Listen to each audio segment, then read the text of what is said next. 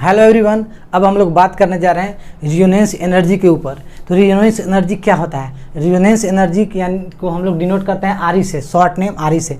तो resonance energy जो होता है पोटेंशियल एनर्जी का डिफरेंस होता है between the most stable canonical structure and resonance hybrid structure के बीच का डिफरेंस होता है, उसे हम लोग बोलते हैं रिजोनेंस एनर्जी। तो आइए देखते हैं हम लोग।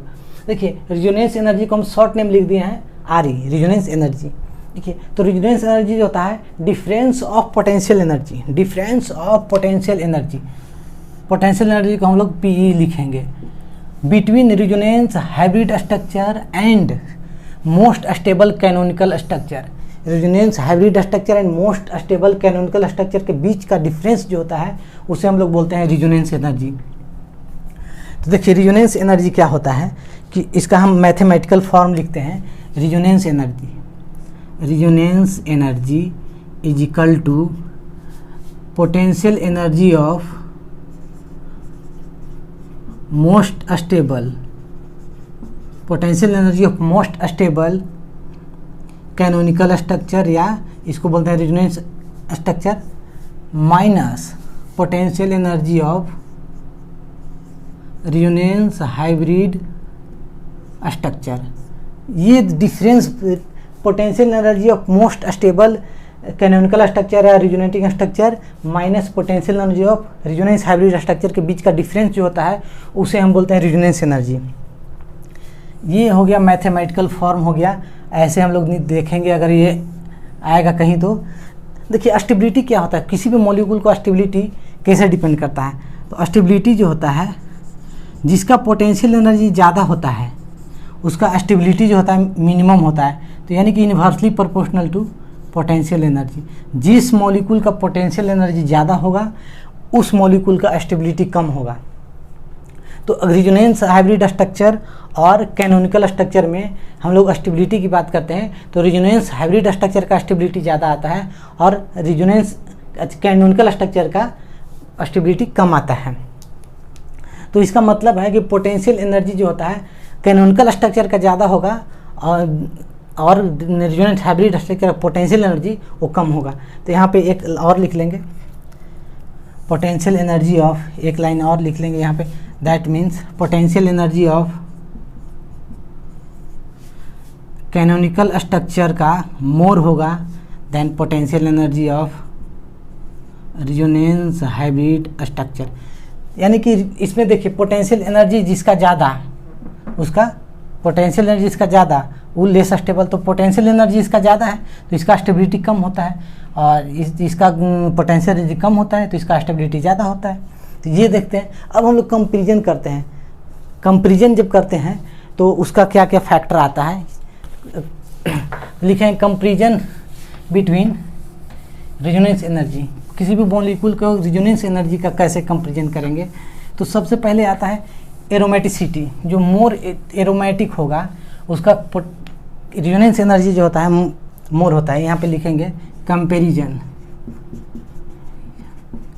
Comparison of resonance energy. Resonance energy का हम लोग कंपेरिजन कर रहे हैं, किस मॉलिक्यूल का रिजोनेंस एनर्जी ज़्यादा होगा, किस मॉलिक्यूल का कम होगा, तो उसका देखते हैं।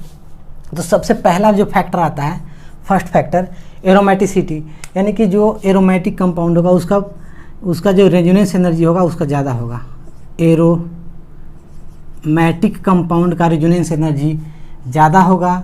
उसके बाद होता है नॉन एरोमेटिक का, नॉन एरोमेटिक। उसके बाद होता है एंटी एरोमेटिक, एंटी एरोमेटिक।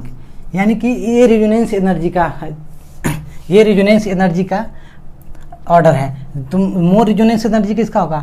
जो एरोमेटिक कंपाउंड होगा उसका रेजोनेंस एनर्जी जो होगा मोर होगा। उसके बाद नॉन एरोमेटिक का, उसके बाद एंटी एरोमेटिक का। अगर स्टेबिलिटी की बात करते हैं तो मोर स्टेबल इसमें से कौन होता है? मोर स्टेबल ये। तो जिसका स्टेबिलिटी मोर स्टेबल मोर, तो पोटेंशियल एनर्जी ज़्यादा। ये स्टेबिलिटी वाला factor, stability inversely proportional to potential energy. तो मोर स्टेबल, इसका मोर स्टेबल है तो पोटेंशियल एनर्जी कम होगा। तो आप वो भी लिख सकते हैं। तो इसका हम एक एग्जांपल लेते हैं, जैसे एक कोई भी एग्जांपल एक ले लेते हैं, एक एरोमेटिक का। जैसे एक एग्जांपल ये ले लेते हैं कि आपको एक एरोमेटिक एक नॉन एरोमेटिक लेते हैं। एक ले लेते हैं बेंजीन रिंग, एक ले लेते हैं बेंजीन रिंग, ठीक है। एक ले लेते हैं कोई भी CH2 double bond CH single bond CO OH। अब देखिए, अब यहाँ पे पोटेंशियल एनर्जी किसका ज़्यादा होगा? पोटेंशियल एनर्जी किसका ज़्यादा होगा? जिसका पोटेंशियल एनर्जी ज़्यादा होगा उसका स्टेबिलिटी कम होगा। लेकिन हम यहाँ पे रिजोनेंस एनर्जी की बात कर रहे हैं, तो जो एरोमेटिक होगा वो उसका पोटेंशियल एनर्जी कम होगा। लेकिन हम लोग रिजोनेंस एनर्जी की बात करें तो जिसका एरोमेटिक ज़्यादा तो उसका रिजोनेंस एनर्जी ज़्यादा। तो ये क्या है 1 2 3, तो 3 दूना 6 पाई इलेक्ट्रॉन है, 6 पाई इलेक्ट्रॉन है, यानी कि ये एरोमेटिक कंपाउंड है और यह एक नॉन एरोमेटिक कंपाउंड है, नॉन एरोमेटिक। तो रिजोनेंस एनर्जी किसका ज़्यादा होता है? एरोमेटिक वाला का रिजोनेंस एनर्जी ज़्यादा होता है। ये क्या है? रिजोनेंस एनर्जी ऑर्डर है। तो आपको इस तरह से करना है। अगर एक एंटी एरोमेटिक आ गया कंपाउंड, अगर एक एंटी एरोमेटिक का भी ले लेते हैं, एक एंटी एरोमेटिक ले लेते हैं, यहाँ पे प्लस ले लेते हैं, ये क्या है? एंटी एरोमेटिक है। ये 4 पाई इलेक्ट्रॉन है, 4 पाई इलेक्ट्रॉन वाला एंटी एरोमेटिक होता है, एंटी एरोमेटिक है, तो उसका रिजोनेंस एनर्जी और कम हो जाएगा। उसके बाद सेकेंड फैक्टर हमको लेना है, कौन सा? सेकेंड फैक्टर लेना है रिजोनेंस, मोर इक्विवेलेंट रिजोनेंस एनर्जी जिसका ज़्यादा, मतलब मोर इक्विवेलेंट स्ट्रक्चर जो होता है उसका रिजोनेंस एनर्जी ज़्यादा और नॉर्मल रिजोनेंस से। दूसरा जो लेंगे equivalent canonical structure, equivalent canonical structure का रिजोनेंस एनर्जी ज़्यादा होता है नॉर्मल रिजोनेंस से।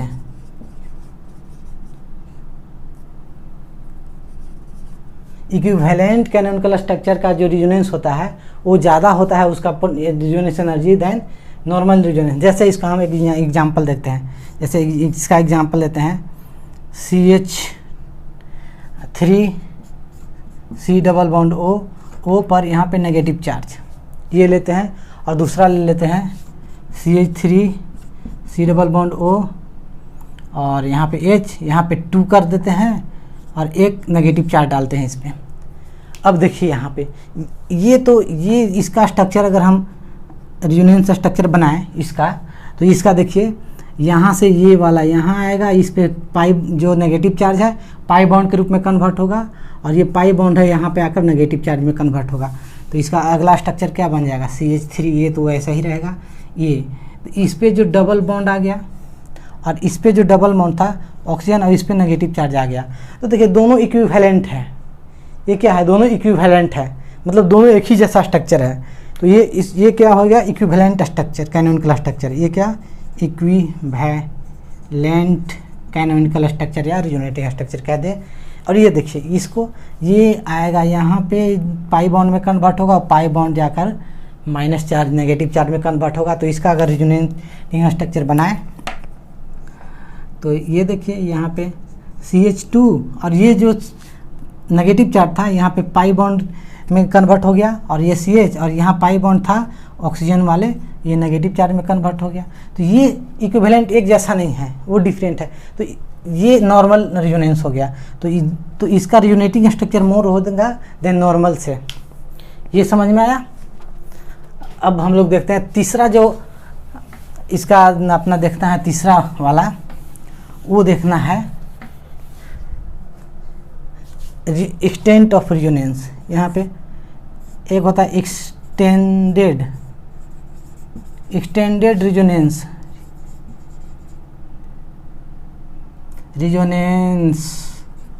एक्सटेंडेड रिजोनेंस का रिजोनेंस एनर्जी मोर होता है देन क्रॉस रिजोनेंस।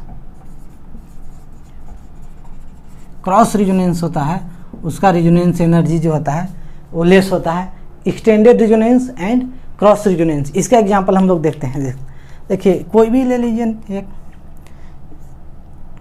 ऐसे वाला ले लीजिए ना, ये डबल बॉन्ड यहाँ से ऐसे गया और यहाँ पे ऑक्सीजन जोड़ दिया मैंने, ये वाला, ये, और एक ले लेते हैं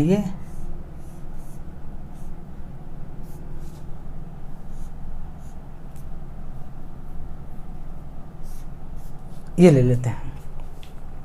तो अब देखिए, अब ये क्या है, इसका पे जो लोन पेयर है, इस पे 2 लोन पेयर, तो ये दोनों तरफ रेजोनेंस में भाग लेगा, इधर भी लेगा, ये इधर भी लेगा रेजोनेंस में भाग, और इधर भी लेगा। तो यानी कि इसका लोन पेयर जो है इस पे दोनों तरफ रेजोनेंस में भाग ले रहा है, तो इससे रेजोनेंस इसमें थोड़ा सा कम आएगा, यानी कि थोड़ा सा कम रेजोनेंस होगा, यानी कि दोनों तरफ देना पड़ रहा है इसको। इसमें क्या है, एक्सटेंडेड रेजोनेंस इसको बोलते हैं। ये क्रॉस रेजोनेंस है, ये एक्सटेंडेड। इसमें 3 पाई बॉन्ड इन्वॉल्व है और तीनों पे रेजोनेंस हो रहा है। ये आगे खुलेगा तो इस पर नेगेटिव चार्ज, फिर यहाँ पे पॉजिटिव आएगा, तो फिर ये खुलेगा, ये खुलेगा, तो इस तरह से ये इसको बोलते हैं extended resonance.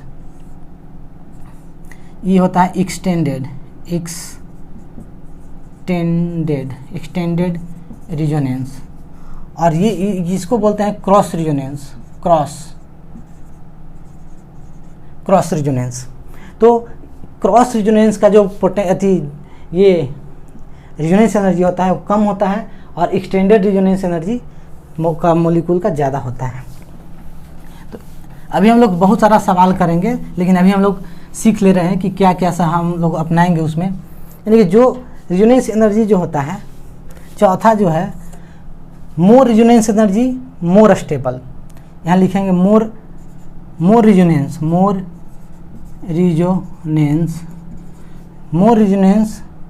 Is more stable. जिस कंपाउंड में रेजोनेंस ज़्यादा होगा वो ज़्यादा स्टेबल होगा। जब ज़्यादा स्टेबल होगा तो उसका रेजोनेंस एनर्जी ज़्यादा होगा, क्योंकि जो ज़्यादा स्टेबल होता है उसका पोटेंशियल एनर्जी क्या होता है, जो ज़्यादा स्टेबल, तो पोटेंशियल एनर्जी क्या होगा, कम होगा।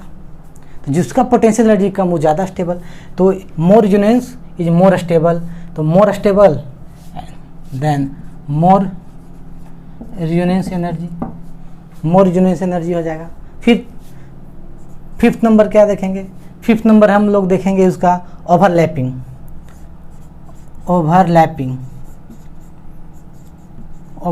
Of molecule. जैसे मान लेते हैं ओवरलैपिंग में अगर हमको देखना है किसी भी मॉलिक्यूल का, तो ये वाला एक एग्जाम्पल लेकर देखते हैं। ये बेंजीन और यहाँ पे ऑक्सीजन फिनॉल ले लेते हैं, एक ले लेते हैं, एक ले लेते हैं क्लोरीन वाला, एक ले लेते हैं ब्रोमीन वाला। तो यहाँ पे ऐसे कर दीजिए, क्लोरीन, ब्रोमीन, आयोडीन, ये तीनों एक ही ग्रुप वाला कर दीजिए। तो देखिए यहाँ पे ओवरलैपिंग का कंसेप्ट देखना है, तो ये 2p है, ये भी सेकेंड पीरियड का, ये भी 2p आएगा। 2p में ओवरलैपिंग हो रहा है। इसमें क्या आ रहा है, इसका कार्बन वाला का 2p, लेकिन इसका ब्रोमीन का हो जाएगा 3p, और आयोडीन वाला क्या, ये तो कार्बन का 2p, इसका हो जाएगा 4p। तो ओवरलैपिंग कहाँ ज़्यादा हो रहा है, जिसका मोर ओवरलैपिंग तो मोर स्टेबल, इसका मोर ओवरलैपिंग होगा तो ज़्यादा स्टेबल, तो ये स्टेबिलिटी ज़्यादा, तो रेजोनेंस एनर्जी भी इसका ज़्यादा, रेजोनेंस एनर्जी ज़्यादा बिकॉज मोर स्टेबल है स्टेबिलिटी। और लास्ट जो देखेंगे हम लोग इलेक्ट्रोनेगेटिविटी, लास्ट जो फैक्टर आएगा 5 हो गया, 6 जो होगा इलेक्ट्रोनेगेटिविटी। इलेक्ट्रोनेगेटिविटी के आधार पे हम लोग देखेंगे, जिसका इलेक्ट्रोनेगेटिविटी मोर होगा तो इलेक्ट्रॉन वो कम देना चाहेगा, तो इलेक्ट्रॉन जब कम देना चाहेगा तो यानी कि रेजोनेंस उसमें कम होगा, तो रेजोनेंस कम होगा तो लेस स्टेबल होगा, यानी कि उसका एनर्जी कम होगा। तो हम लोग अब एग्जाम्पल बहुत सारा देखते हैं और कंपेयर करते हैं एग्जाम्पल के तौर पे कि किसका रेजोनेंस एनर्जी ज़्यादा होगा, किसका कम होगा।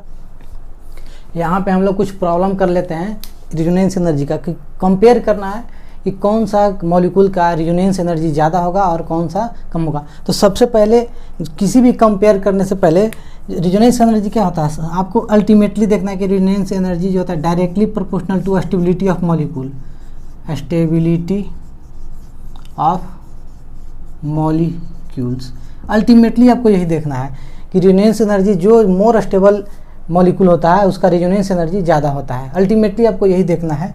तो ये आपको हमेशा फॉलो करना है कि जिसका स्टेबल, जो मोर स्टेबल, उसका रेजोनेंस एनर्जी मोर होता है। तो जिस पहला कंपाउंड देखिए, तो सबसे पहले वाला में हम लोग पढ़े थे कि जो एरोमेटिक होगा उसका रेजोनेंस एनर्जी ज़्यादा होगा, उसके बाद नॉन एरोमेटिक का और एंटी एरोमेटिक का कम। तो उस स्टेबिलिटी पे है कि एरोमेटिक का मोर स्टेबल, उसके बाद नॉन एरोमेटिक, उसके एंटी एरोमेटिक। तो अल्टीमेटली हम लोग स्टेबिलिटी देखते हैं कि कौन सा मॉलिक्यूल स्टेबल है। जो मॉलिक्यूल मोर स्टेबल होगा उसका रेजोनेंस एनर्जी ज़्यादा होगा। जो सबसे पहला वाला एरोमेटिक सिटी पे हम लोग देखते हैं, जो एरोमेटिक होगा, तो पहला वाला क्या है, एरोमेटिक है कि नॉन एरोमेटिक है। तो 1 2 3 यानी कि 6 पाई इलेक्ट्रॉन इसके अंदर है, 6 पाई इलेक्ट्रॉन। तो हम लोग पहले एरोमेटिक नॉन एरोमेटिक देखने के लिए हम लोग पढ़ लिए थे। तो ये क्या हो गया, एरोमेटिक कंपाउंड है, यह एक एरोमेटिक कंपाउंड है। इसके देखिए 1 2 ये 4 पाई इलेक्ट्रॉन है, 4 पाई इलेक्ट्रॉन, यानी कि ये क्या है, एंटी एरोमेटिक कंपाउंड है। और ये तो साइकिल ही नहीं है, तो ये क्या हो जाएगा, नॉन एरोमेटिक कंपाउंड। तो हम लोग को क्या देखना था कि रेजोनेंस एनर्जी जो होता है एरोमेटिक कंपाउंड का मोर, उसके बाद नॉन एरोमेटिक का, और सबसे लास्ट में एंटी एरोमेटिक का। इसका तो ऑर्डर क्या हो जाएगा, 1 सबसे ज़्यादा हो जाएगा 1 का, उसके बाद हो जाएगा 3 का, और सबसे कम हो जाएगा 2 का, एंटी एरोमेटिक है। ये क्या, कौन सा ऑर्डर है, ये रेजोनेंस एनर्जी का ऑर्डर है। सेकेंड वाला क्वेश्चन में देखिए, ये दोनों, ये एरोमेटिक है कि नॉन एरोमेटिक है। देखिए 1 2 ये 4 पाई इलेक्ट्रॉन है, 4 पाई इलेक्ट्रॉन। तो 4 पाई इलेक्ट्रॉन क्या होता है, एंटी एरोमेटिक। इसमें देखिए 1 2 3, इस 1 2 3 मतलब कहने का मतलब इसमें 2 इलेक्ट्रॉन यानी पाई इलेक्ट्रॉन है, इसमें पाई इलेक्ट्रॉन। एक पाई इलेक्ट्रॉन में, एक पाई बॉन्ड में भी 2 इलेक्ट्रॉन होते हैं, एक नेगेटिव चार्ज में भी 2 इलेक्ट्रॉन होते हैं, एक लोन पेयर में भी दो इलेक्ट्रॉन होते हैं। तो यही देखना है, एक नेगेटिव 2 इलेक्ट्रॉन यहाँ, 2 इलेक्ट्रॉन यहाँ, 2 इलेक्ट्रॉन यहाँ, तो 6 इलेक्ट्रॉन यानी 6 पाई इलेक्ट्रॉन है। रेजोनेंस होगा तो पाई में कन्वर्ट होगा, तो 6 पाई इलेक्ट्रॉन है, यानी कि क्या है, एक एरोमेटिक कंपाउंड है। और ये तो साइकिल ही नहीं है, साइकिल नहीं है तो रेजोनेंस तो हो रहा है, लेकिन तो ये क्या हो जाएगा, नॉन एरोमेटिक कंपाउंड। तो अब हम ये यहाँ से स्किप कर देते हैं।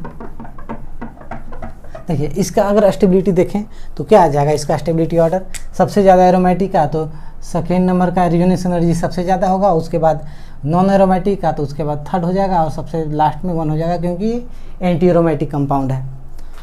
हाँ, यहाँ पे देखिए थर्ड वाला जो है, थर्ड वाला में क्या है कि इक्विवेलेंट कैनोनिकल स्ट्रक्चर का मोर स्टेबल होता है। Equivalent canonical structure is more stable then normal resonance.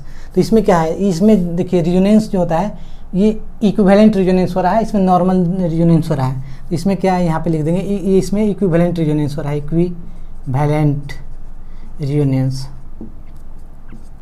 और इसमें क्या है, नॉर्मल रेजोनेंस हो रहा है,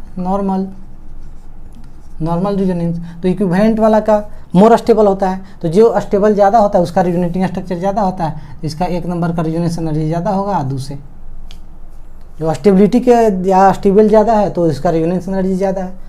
इसमें देखिए, इसमें तो ये तो एरोमेटिक कंपाउंड है, यह एक एरोमेटिक है, तो इसका तो सबसे ज़्यादा होगा, और रेजोनेंस भी सबसे ज़्यादा है। अगर एरोमेटिक, ये दोनों बाकी एरोमेटिक नहीं है दोनों, तो रेजोनेंस इसमें ज़्यादा हो रहा है। इसमें 2 पाई बॉन्ड इन्वॉल्व हो रहे हैं, ऐसे आएगा तो ये खुलेगा, ये खुलेगा, यहाँ पे सिर्फ एक ही है, तो ये इसमें कम रेजोनेंस। तो ये भी एक है कि जो ज़्यादा रेजोनेंस करे वो मोर स्टेबल, तो मोर स्टेबल तो रेजोनेंस एनर्जी ज़्यादा।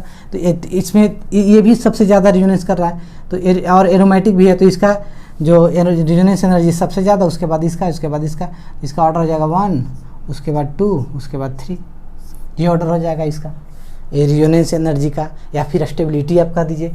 स्टेबिलिटी या रेजोनेंस एनर्जी दोनों का सेम ही होता है, डायरेक्टली प्रोपोर्शनल है। तो जिसका रेजोनेंस एनर्जी ज़्यादा होगा उसका स्टेबिलिटी भी ज़्यादा होगा, जिसका स्टेबल जो ज़्यादा होगा उसका रेजोनेंस एनर्जी भी ज़्यादा होगा। तो यहाँ देखिए ये बहुत अच्छा है। इसमें अगर आपको बोले कि कितना रेजोनेटिंग स्ट्रक्चर बनाएगा, तो जितना ज़्यादा रेजोनेटिंग स्ट्रक्चर बनाता है, यानी कि जितना ज़्यादा रेजोनेंस होगा उतना मोर स्टेबल। तो ये खड़ा लाइन जो होता है ना, जितना खड़ा लाइन रहेगा उतना ही रेजोनेटिंग स्ट्रक्चर बनाएगा। एक खड़ा लाइन, दूसरा खड़ा लाइन, तीसरा खड़ा लाइन, चौथा खड़ा लाइन, यानी कि इसमें 4 रेजोनेटिंग स्ट्रक्चर। एक खड़ा लाइन जो है वो रेजोनेटिंग स्ट्रक्चर बताता है, तो इसमें 4 रेजोनेटिंग स्ट्रक्चर बनेंगे, रेजोनेटिंग स्ट्रक्चर बनेंगे। इसमें देखिए इसमें क्या रेजोनेटिंग स्ट्रक्चर बनेगा, एक खड़ा लाइन हुआ, दूसरा खड़ा लाइन, तीसरा खड़ा लाइन, चौथा खड़ा लाइन, पांचवा खड़ा लाइन। 1 2 3 4 5। तो इसमें कितने बनेंगे? इसमें 5। इसमें रिजोनेटिंग स्ट्रक्चर जो बनेगा 5 रिजोनेटिंग स्ट्रक्चर। तो जिसमें ज़्यादा रिजोनेटिंग स्ट्रक्चर बनेगा वो मोर स्टेबल तो उसका रिजोनेंस एनर्जी भी ज़्यादा होगा, तो इसका रिजोनेंस एनर्जी ज़्यादा होगा। 1 2 3 4, ठीक है। अब यहाँ पे देखिए कंजुगेशन वाला, ये लोन पेयर जो है, ये 2 लोन पेयर है, इसके अंदर ऑक्सीजन पे 2 लोन पेयर रहता है, 2 बॉन्ड से जुड़ा रहता है, तो ये क्रॉस कंजुगेशन में भाग लेगा, यानी कि क्रॉस कंजुगेशन है, यानी रिजोनेंस में भाग लेगा। इसका लोन पेयर इधर भी पार्टिसिपेट करेगा रिजोनेंस में, इधर भी पार्टिसिपेट करेगा, यानी कि दोनों तरफ। तो ये क्या हो गया? ये क्रॉस रिजोनेंस हो गया, ये वाला। नीचे लिख दूँ, यहाँ पे लिख देता हूँ क्रॉस रिजोनेंस।